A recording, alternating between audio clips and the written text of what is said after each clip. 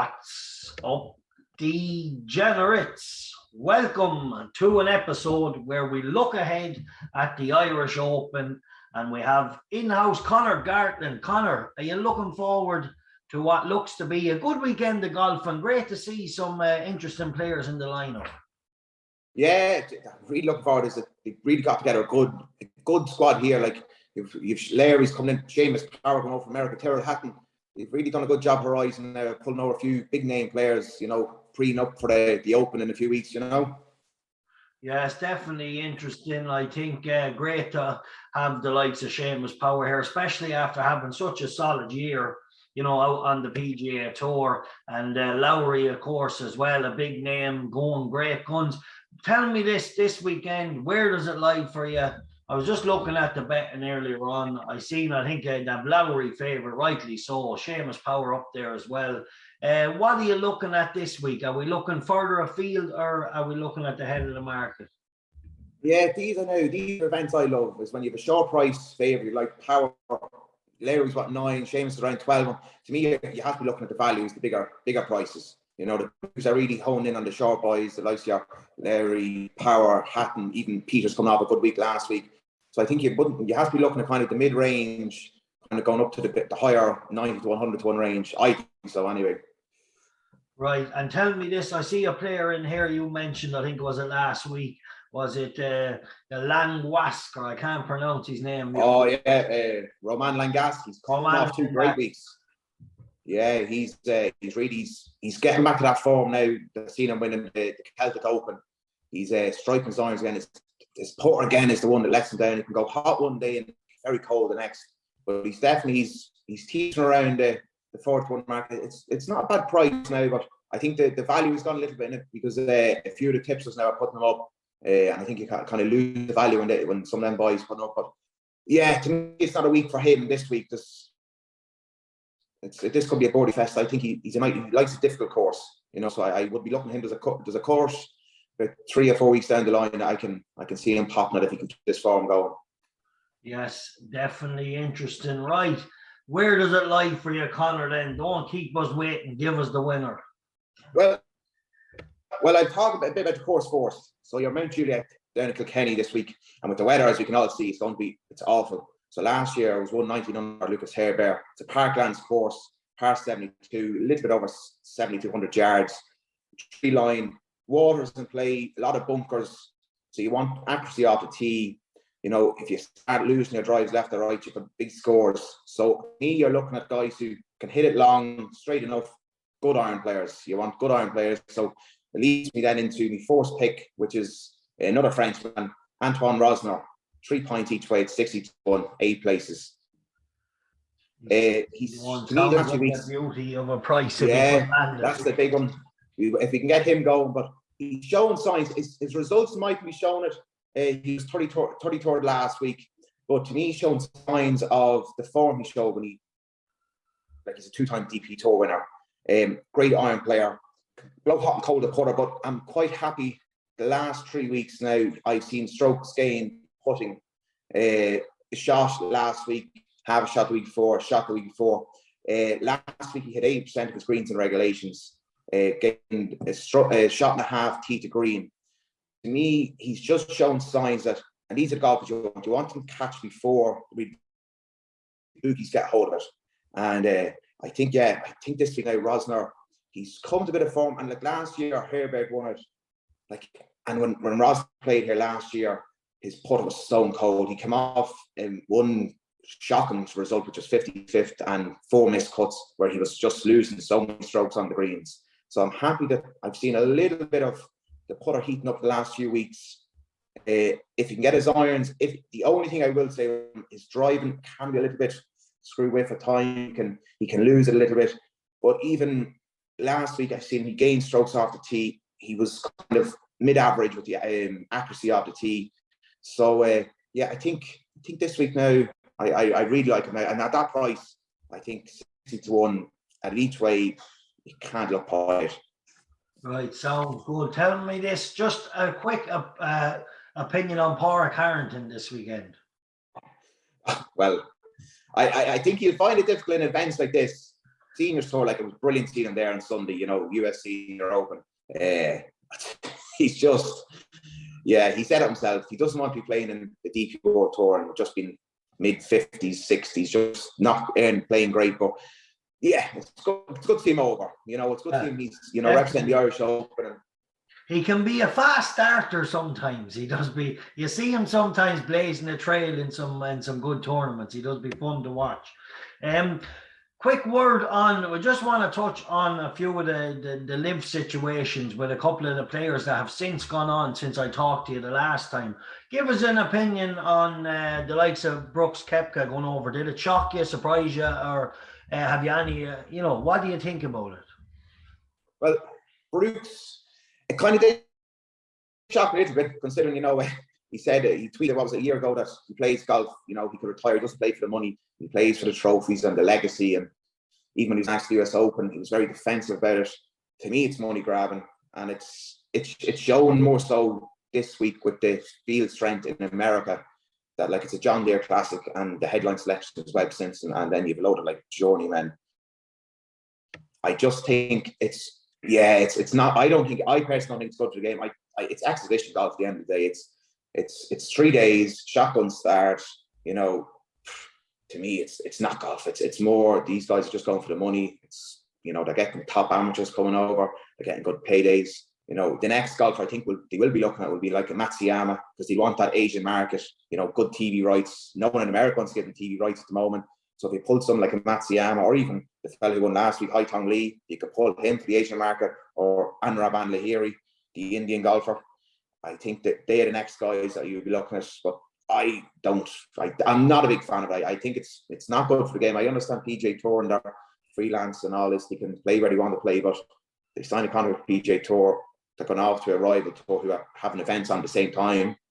And yeah, to me, it's actually not a betting. It's not a betting event, because look at Mickelson, the fourth event, he was last. He was played awful. Like, these guys are at 200 million. Are they really going to care if they finish fourth or last? Because it's going to get paid either way. They've got a big paycheck. They've already got the lifetime score just to pay off.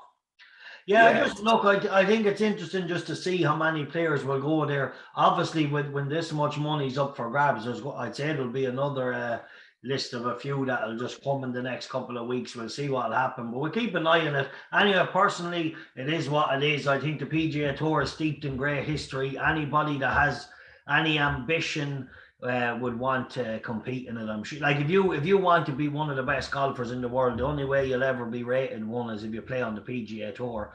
And the prestigeness of the wins. Obviously, I can see big reason why older players would definitely finish out their career in a league like that. Why not, if they're going to get 200 million? I understand, there's a lot of talk about where the money comes from, but at the end of the day, Saudi Arabia are invested in every sport indirectly or directly. You know, whether it's through different companies, different sponsors, whatever. So it is what it is. I don't blame any older golfer for taking it, but I do think they've kind of given up on achieving greatness once they do go there, you know. Well, that's what, like, if you take the first one, Charles Schwartzel, he won the first in Centurion. So in 20 years' time, when he's speaking about his golf career, is he going to say, I won a green jacket, or I actually won the first live event and I got 4 million in prize fund, no cut, no competition event, and they also paid me 60 million to join it.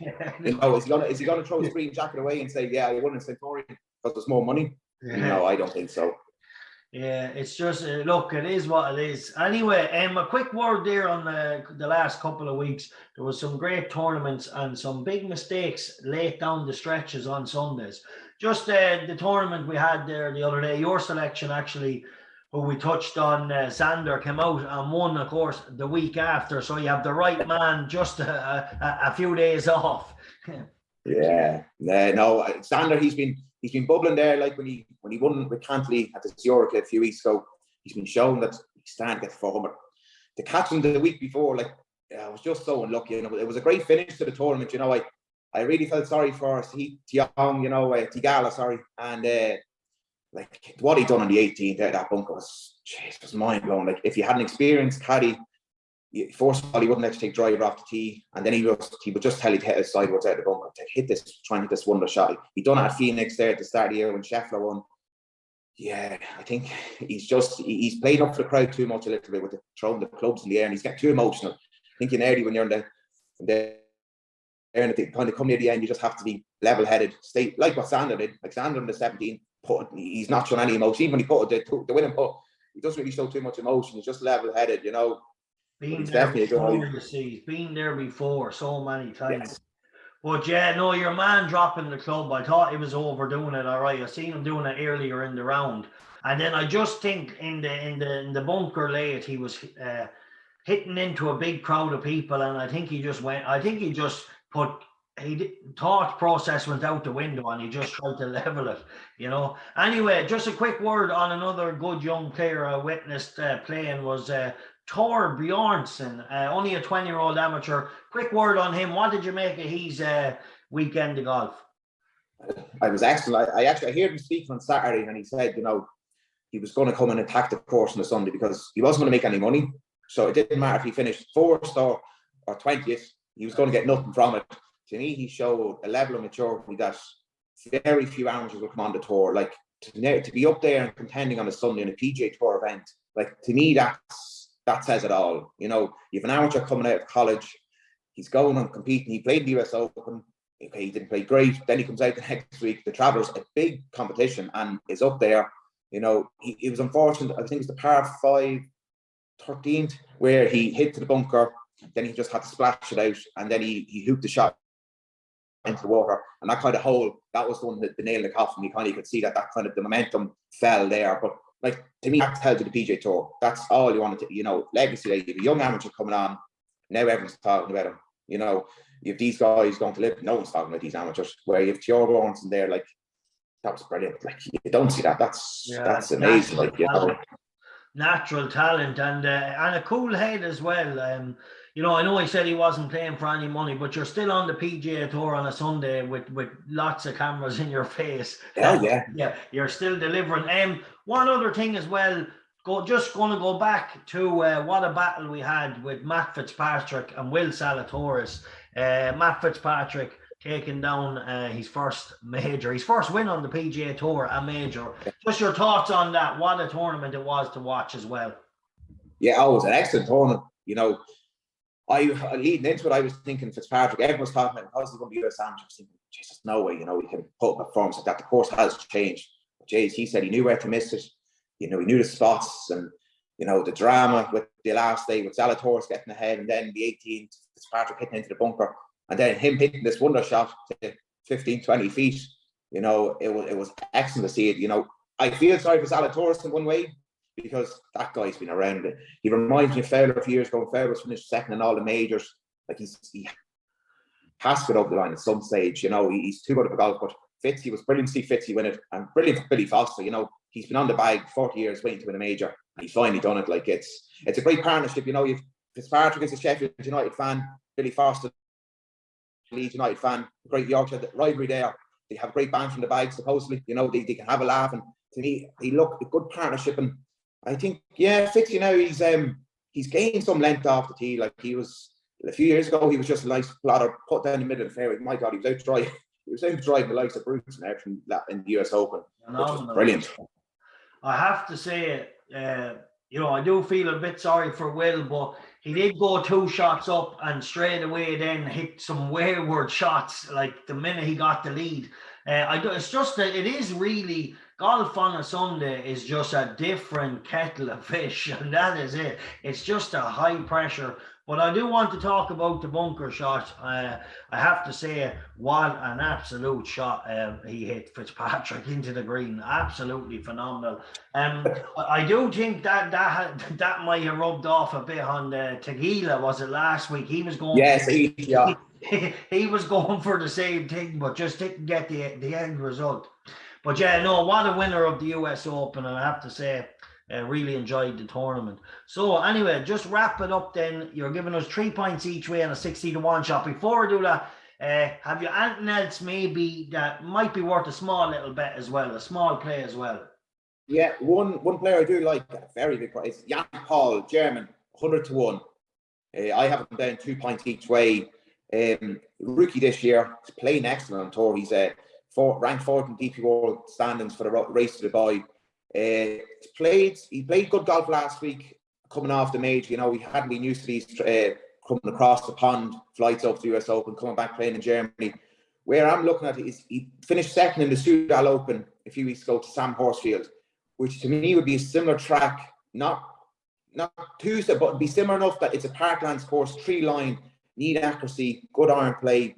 He's a guy that can get streaky with the putter. You know, he'd be a guy now. I think just keep an eye on. If it's not an even if you want to back in the top 20, I can see him being thereabouts coming into the weekend. He's a very, very solid golfer, like all the Germans, just very solid, straight down the fairway, good iron play. If you can get a hot week with the putter, I can see him being a one is too big. To me, I think much too big. Lovely job. Right, so we'll have a little go, hopefully come up with something, and really looking forward to it. Like I said, some interesting players over. Great to see Seamus Power coming over to play it, and let's hope for a good weekend of golf. We also have some great tournaments coming up in the next few weeks on the PGA Tour, lads, so stay tuned. I'm sure Conor will dig us out a good one for them as well. Conor, as always, thanks for joining us at Cold Bear Sports, and best of luck for the weekend. Cheers, Paddy. Thanks.